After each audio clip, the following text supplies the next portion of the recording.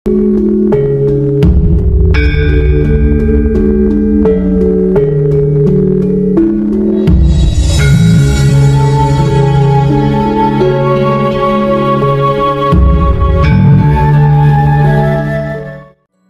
Web, wejangan Aji Panunggal Jati itu yang bagaimana Pak Web?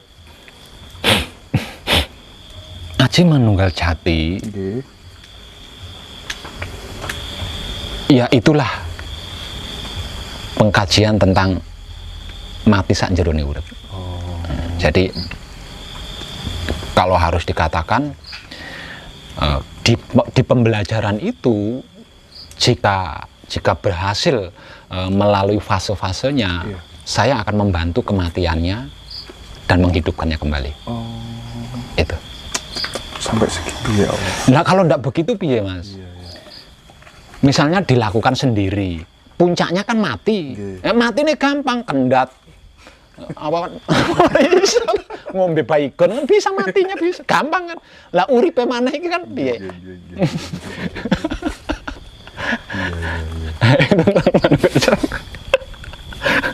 Itu kalau di Sabto Dharma namanya radut. Ngerajut. Ya, saya juga pernah di Sabto Dharma.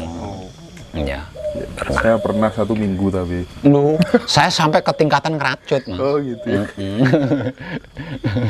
Saya sampai ke tingkatan ngerajut. Pernah. Pada waktu itu Ibu Sri Mulyani masih hidup. Oh, nggih. Itu yang anu ya, istrinya Pak Haryo Kutama. Oh iya, Kutama. Ya. Oke, ini yang menjadi bahan diskus di berbagai tempat teman-teman spiritualis tentang Satrio Piningit dan Sabdo Palon. Nah, saya ingin mendengar pandangan orisinil dari panjenengan seperti apa Pak Web. Karena terlalu banyak versi menurut saya dan kadang membingungkan. Ya. Jadi tentang Satrio Paningit dengan Sabdo Palon itu memiliki saya bahasakan keadaan Mas ya. Memiliki 2 keadaan. Satu keadaan keilmuan, yang satunya keadaan real. Ya, keadaan real. Jadi dan keduanya ini salin berkaitan gitu, saling berkaitan. Jadi kalau kita mengungkap tentang Satrio Paningit dan Sabdo Palon secara keilmuan, maka realnya juga harus diungkap. Begitu juga sebaliknya. Artinya itulah penyaksian tentang itulah yang menjadikan saya pernah terpuruk, Mas. Itu penyaksian tentang itu. Namun yang pasti itu nyata, sedang terjadi, dan akan benar-benar menjadi peradaban baru nanti. Masih lama nggak Pak Web? Kalau prosesnya kan sudah terjadi, Mas. Prosesnya sudah terjadi dan benar-benar kejadiannya itu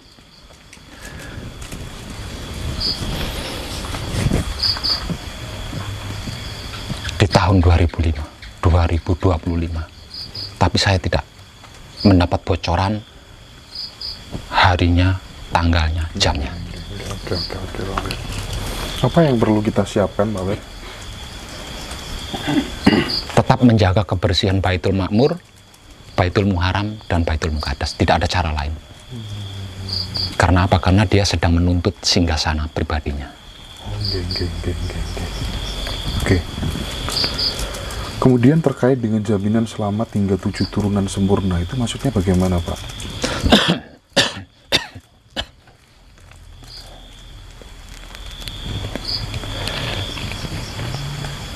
Sesungguhnya setiap manusia, khususnya manusia-manusia lama yang lahir kembali pada saat ini, itu kan melanjutkan karma leluhur, Mas. melanjutkan karma leluhur, dan menjalani karma pribadi. Untuk manusia baru berarti dia menjalankan atau menjalani karma pribadi.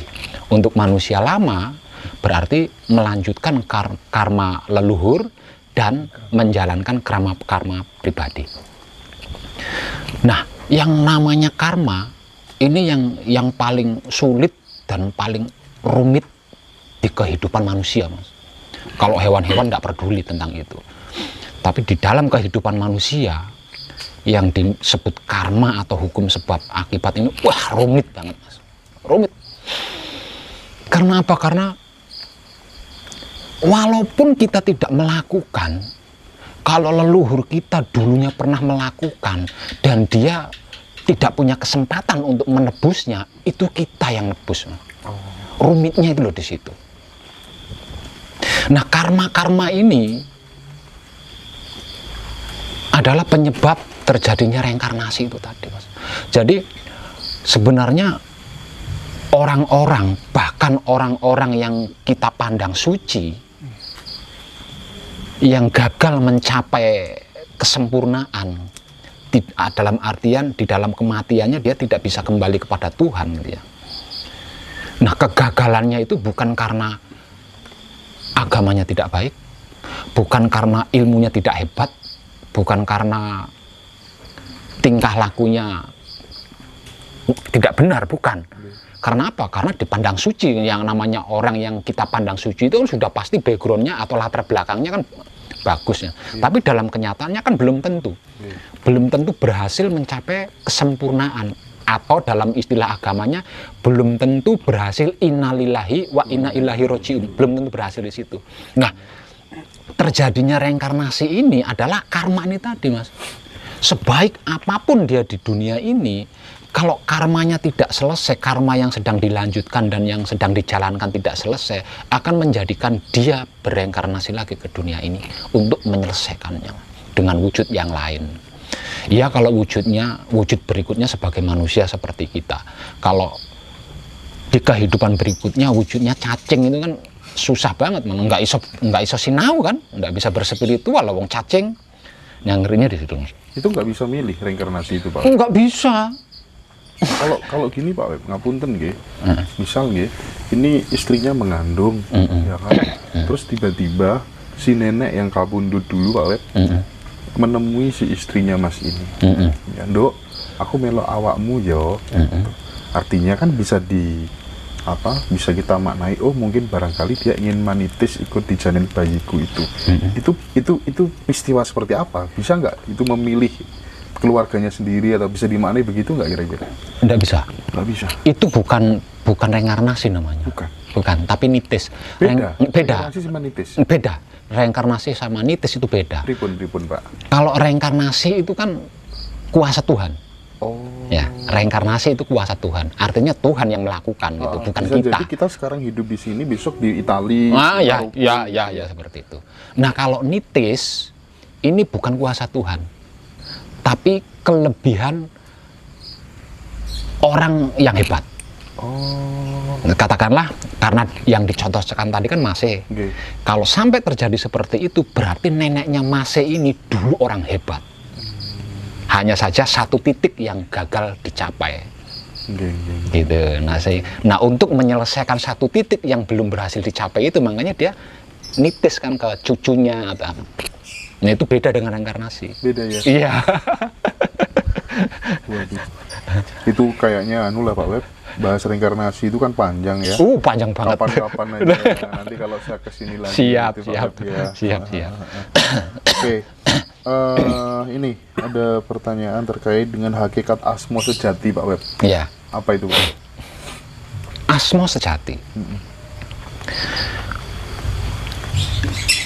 Awal mula seluruh makhluk hidup ya. Awal mula seluruh makhluk hidup itu kan satu dengan yang disebut Tuhan. Ya, bukan di luar Tuhan, tapi berada di dalam Tuhan. Apapun itu makhluknya. Ya. Artinya kalau dibahasakan Jawa, berarti seluruh makhluk hidup itu asalnya kan manunggal. Manunggal dengan siapa? Dengan Tuhan. Karena masih jadi satu dengan Tuhan kan. Kemudian diambil oleh Tuhan, diciptakan dan bla bla menjadi banyak perbentukan atau perwujudan. Nah, setiap sesuatu yang dilakukan oleh Tuhan, itulah yang dimaksud asmo. Artinya asale manunggal. Oh. Jadi asmo itu bukan nama gitu loh. Tapi asal usul seluruh makhluk gitu. Iya.